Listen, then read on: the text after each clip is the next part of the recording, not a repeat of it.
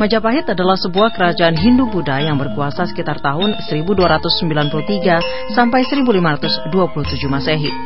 Merupakan kerajaan yang terluas di Asia Tenggara sepanjang sejarah. Adalah Trowulan, sebuah kota kecil di Mojokerto, Jawa Timur yang merupakan pusat pemerintahan kerajaan Majapahit yang termasyhur. Trowulan menjadi ibu kota kerajaan Majapahit berdasarkan catatan Kakawin Nagara Kertagama karya Prapanca dan The History of Java karya Thomas Stamford Raffles. Pemirsa, Majapahit bukan sekedar dibangun dari ambisi Rahadian Wijaya atau Raden Wijaya melalui pasukan Kubilai Khan yang membalas penggulingan kerajaan Kertanegara oleh Jayakatwang, tapi Majapahit dapat membuktikan diri sebagai kerajaan yang mampu menyatukan hampir seluruh Nusantara melalui Sumpah Palapa seorang Mahapati Gajah Mada. Kini puing-puing sejarah besar bangsa Indonesia masih terlihat di Trowulan, sebuah kecamatan kecil di Mojokerto, Jawa Timur.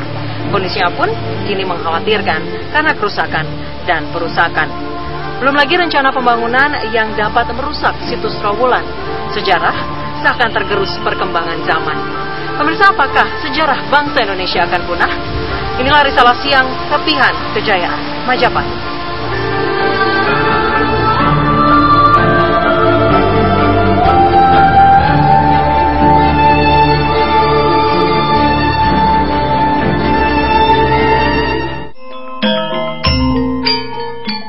Keruntuhan kerajaan Singasari menjadi awal dari kerajaan Majapahit. Kejayaan Singasari sebagai kerajaan terbesar yang menguasai Pulau Jawa membuat Raja Kubilai Khan dari Tiongkok ingin menarik upeti. Raja Kertanegara menolak mentah-mentah dan mempermalukan utusan Raja Kubilai Khan dengan memotong telinga sang utusan.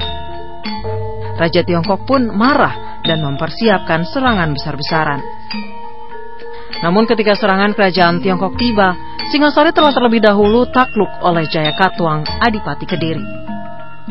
Raden Wijaya menantu Kertanegara yang sempat melarikan diri ke Sumeneb, Madura, lalu menyerah diri dan diampuni Jayakatwang.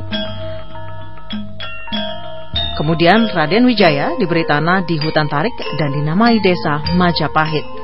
Konon nama tersebut berdasarkan dari nama buah maja yang tumbuh di sana dan rasanya pahit. Ketika pasukan Mongol tiba di Jawa dan hendak menyerang, Raden Wijaya berkomplot untuk menghancurkan Jayakatwang.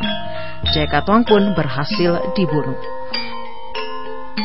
Ketika pasukan Mongol sedang berpesta atas kemenangannya, pasukan Raden Wijaya menyerang hingga hancur dan sisanya kembali ke China.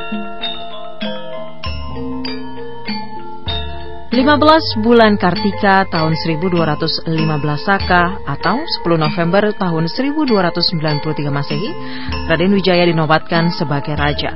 Itu menjadi patokan berdirinya kerajaan Majapahit. Lalu di manakah Gajah Mada? Gajah Mada mulai dikenal ketika ia menumpas ke Cakra Negara di Pulau Lombok. Gajah Mada saat itu sudah menjadi patih di kerajaan Daha. Tahun 1329, Patih Majapahit Aryatada mengundurkan diri dan menunjuk Gajah Mada sebagai penggantinya. Tahun 1336 Masehi inilah menjadi tahun penting Gajah Mada. Ia diangkat sebagai Patih Amangkubumi, sekaligus mengucapkan sumpahnya, Sumpah Palapa. Lamun huwus kalah Nusantara ingsun amukti palapa. Lamun kalah ring gurun, ring seram, Tanjung Pura, ring haru, ring pahang dompu, ring Bali, Sunda, Palembang, Tumasik, Samana, ingsun amukti palapa. Melalui sumpah inilah Majapahit benar-benar menjadi sebuah kerajaan yang tersohor di pelosok Asia Tenggara.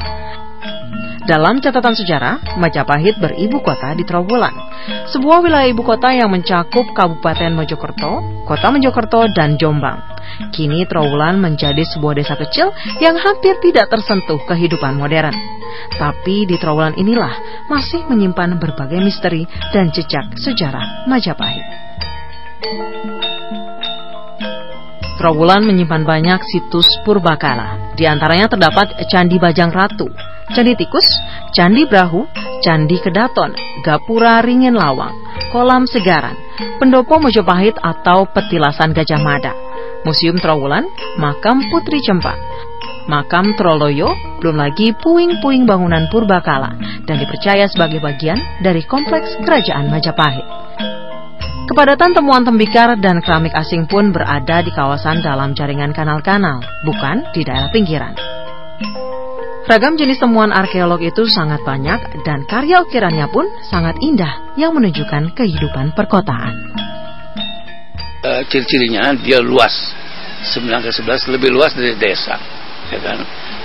Ini kebudayaannya adalah memproduk barang dan jasa. Barang itu banyak sekali. Kalau kamu museum lihat luar biasa, jutaan temuan seperti itu sudah ada, ya kan? Dan bangunan-bangunan tempel, candi-candi yang ada di sana itu tidak lain adalah produk jasa. Suatu kota itu selalu produknya barang dan jasa, kan. Jadi itu bukanlah desa dari tipe misalnya berladang saja, bukan masyarakat dari tipe sosial budaya berladang berpindah, bukan dari masyarakat yang berburu dan meramu kayak di Nias.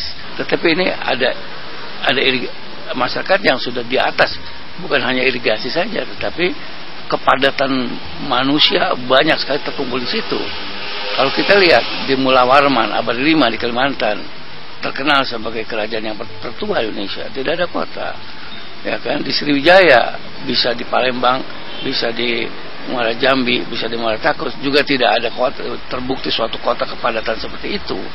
Apalagi juga di daerah Borobudur, Prambanan, Jawa Tengah, yang jumlah situs-situs candinya barangkali lebih dari 1000 yang ada di situ, tetapi tetap tidak menemukan kota. Trowulan masih memiliki sisa-sisa bangunan bekas permukiman dan bukti bangunan monumental lainnya, seperti kompleks Candi Hindu dan Buddha di sisi utara, sistem jaringan kanal dan waduk, gapura-gapura, dan sebuah kolam buatan berukuran raksasa. Sebenarnya dari dulu begitu-begitu aja ya, tidak ada perkembangan, banyak kerusakan terjadi tetap aja ada banyak. Karena ancaman itu bukan hanya dari alam, tapi lebih besar dari manusia. Bahkan sekarang sudah ada intervensi adanya pabrik baja yang merisaukan banyak masyarakat, ya, termasuk pemerintah juga, gitu loh. Pemirsa, Presiden pertama Republik Indonesia Soekarno pernah mengatakan jas merah jangan sekali-sekali melupakan sejarah. Bukan sekedar sejarah tidak dapat berulang, tapi melalui sejarah sebuah bangsa dapat belajar melalui kejayaan masa lampau. Melalui sejarah pula sebuah bangsa dapat mengetahui seberapa besar peradaban yang pernah tumbuh dan berkembang.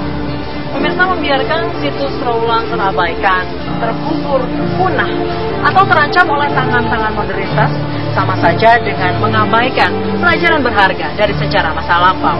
Pemirsa, demikian Risalah Siang. Sampai jumpa di Risalah episode berikutnya. Semoga bermanfaat.